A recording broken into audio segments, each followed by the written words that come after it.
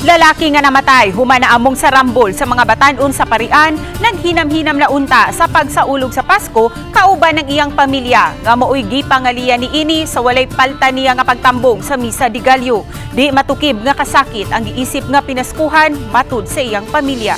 Ani ang report. Puno sa pangandoy alang sa duha ka mga anak ug sa iyang asawa ang 34 anyos nga si Anthony Curo. Apan dili na niya kini mahatagan og katumanan tungod sa iyang kamatayon human maigo sa bala ato sa engkwentro sa duha ka grupo sa mga batanon. Gikang mitambong sa Misa de Gallo si Anthony, uban ang iyang asawa, uban usab sa duha ka mga anak nga 7 ug 11 anyos nga miagi lang unta sa Parian sa ilahang pagpamauli.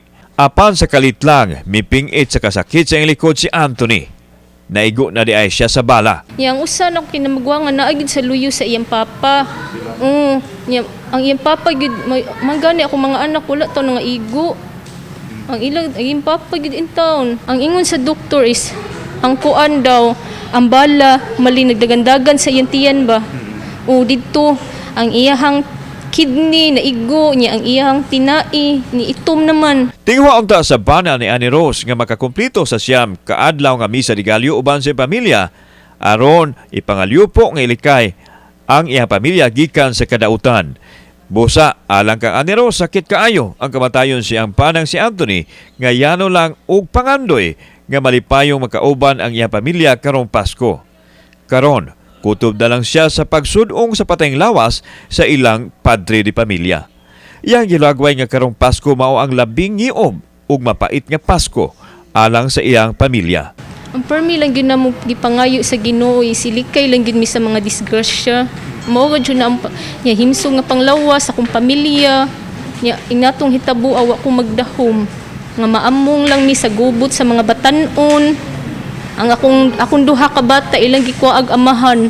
Ang among Pasko kun wala na magilami i-celebrate kay nakuhaan mi sa among pamilya. Sa pagkasikop sa mga nalambigit sa krimen, nanawagan ang pamilya nga mataral sa hukmanan ug maangko nila sa hingpit ang hustisya. Ako nawagan ang hustisya sa akong anak. Uwi kayo gagmay pa yung anak. Bayaran nila ang ilang sala. Nga hinaot ko kinsa patong uban nga wala pa madakpi unta makita na to sa mga pulis nga ako kay ang mga batanon gud grabing nakagara daghan na sila maamo nga mga inosente. Kauban si Clover Lumayag, ako si Alan Domingo. Balitag Bisdak.